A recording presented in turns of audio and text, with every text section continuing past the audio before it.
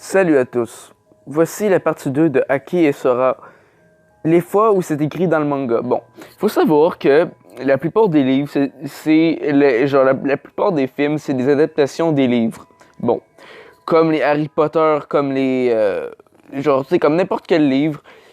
Si t'as pas en gros, si t'as pas lu les livres, tu ne comprendras rien. Parce qu'il faut savoir à la base que Aki et Sora, c'est seulement 3 épisodes. 3 épisodes, du moins choquantes en anglais. Bon. C'est des épisodes bien glauques, sexuels au possible, du viol, de l'inceste. N'importe quoi. Bon.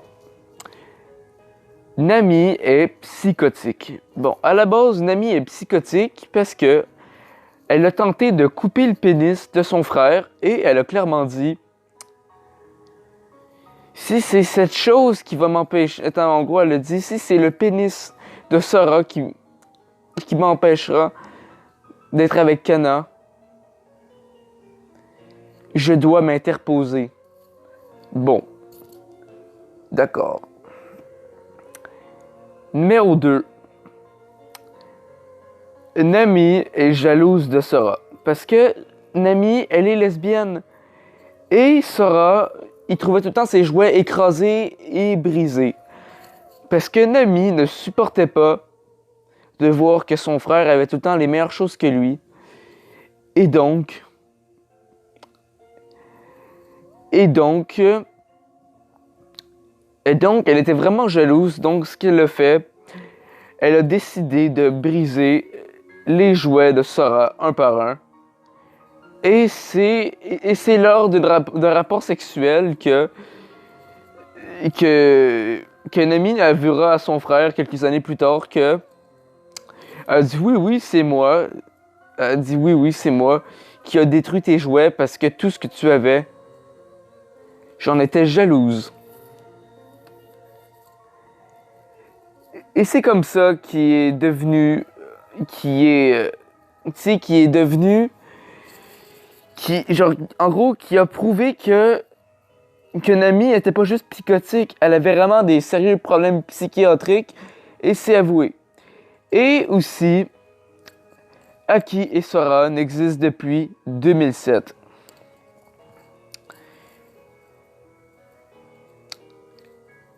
Le manga est écrit en 2007 et publié en gros, le manga a été publié en 2007, mais a été écrit en 2006.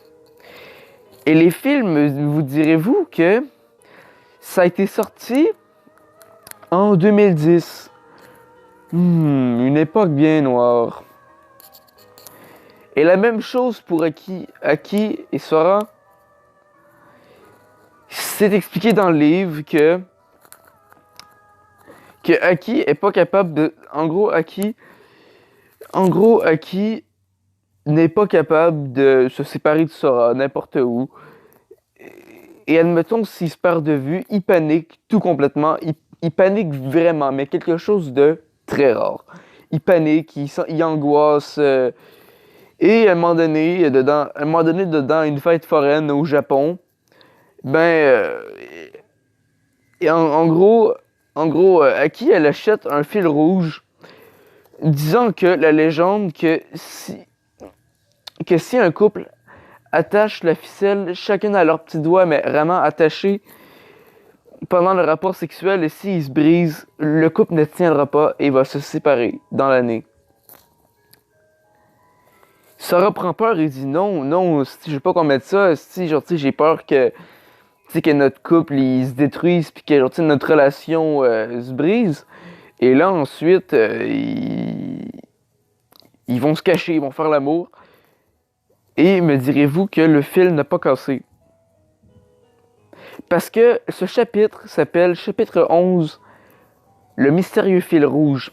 Bon, ça s'appelle pas comme ça, mais c'est le fil rouge. La ficelle rouge.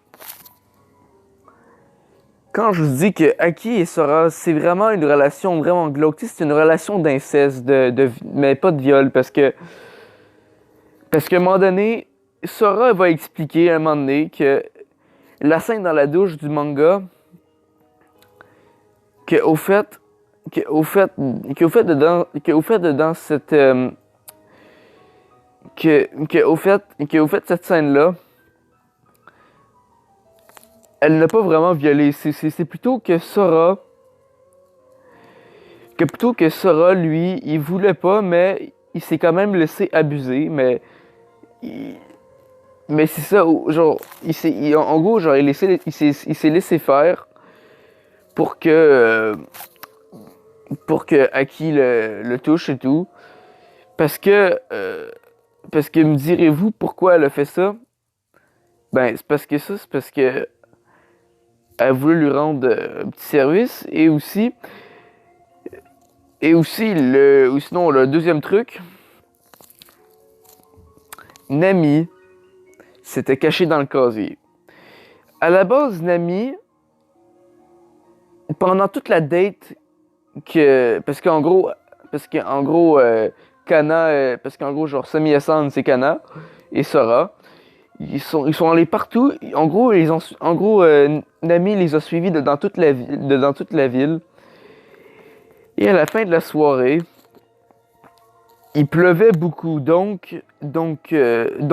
Sora y éternue devant Kana et là elle prend peur, elle dit putain tu vas attraper froid, genre tu sais comme enlève tes vêtements. Et là ensuite, Sora il enlève ses vêtements, il se met tout nu. Et là Kana a dit à Sora, s'il te plaît, tu pourrais-tu te retourner? Donc Kana se déshabille et tout. Elle l'appelle. Là, elle court vers lui. Elle plaque contre le mur. Elle l'embrasse, elle le French. Puis là, elle est comme. Puis là, le Sora, il devient tout dur. Et c'est comme ça. Et aussi, dans le manga, le mot pénis ou sperme, ça n'existe pas. On appelle ça la chose. C'est comme ça qu'on l'appelle. Et le nom de famille de Sora, c'est Aoi. Oui, Aoi. Mais tout n'est pas perdu parce qu'au fait Sora aussi c'est un jeune garçon comme je l'ai précédé, il fait le ménage, il cuisine parce que sa sœur Akine-chan, elle est pas capable de tenir sa chambre propre. C'est tout le temps Sora.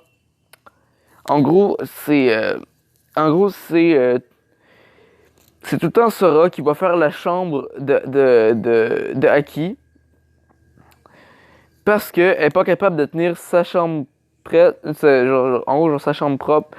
Et elle a même subi une intoxication alimentaire parce que elle s'est pas cuisinée. À un moment donné, je pense qu'elle était après sucer Sora ou quelque chose comme ça. Puis, elle est arrivée, elle se lève la tête, elle éternue. Là, après ça, le matin, ils vont à l'école. Puis là, Sora, elle va la chercher et tout. Puis là, non, attends, non, je pense que genre, c'est une amie qui va chercher Aki. Puis là, après ça, Sarah, il sort de la classe, il dit non, elle se sentait pas bien. Le médecin l'a renvoyée à la maison et tout. Parce que elle a fait une intoxication alimentaire. Donc, elle est tombée malade. Et c'est pendant cette fois-là, genre, Aki retourne à la maison. Pendant 1 heure, il la revoit. Il la revoit. Et il lui prépare un thé. Bon. Et c'est là qu'ils vont coucher ensemble parce que, parce que Sarah, parce qu'en gros, Sarah et Nami et Kana, ouais, encore, les Kana et Aki sont vraiment touchés, ils sont vraiment amoureux et tout. Et direz-vous que Nami, je vais pas les surprendre, mais c'est parce que, en gros, dans l'anime, ça s'appelle Aki Sora and a Dream. Mais au fait, la seule qui fabule pour de vrai, c'est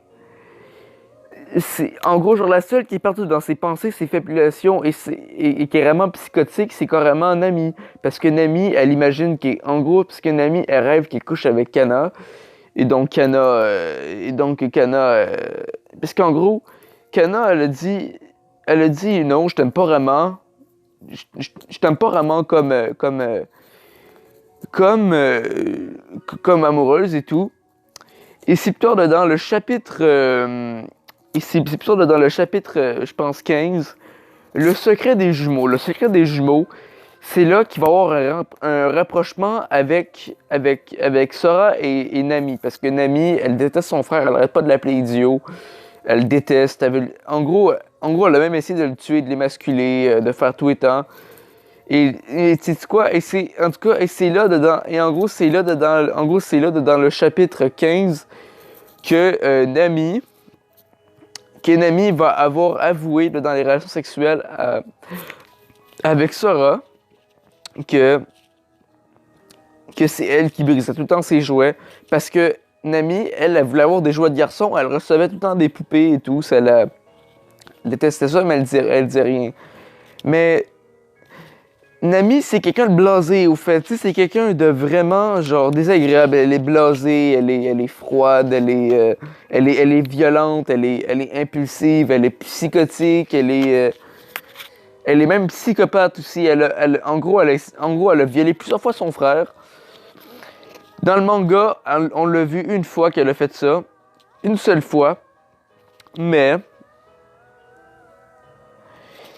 c'est comme ça. Donc, la partie 2, elle est terminée. Il va y avoir une partie 3. Il va y avoir une partie 3. Salut tout le monde. Je vous embrasse. Salut.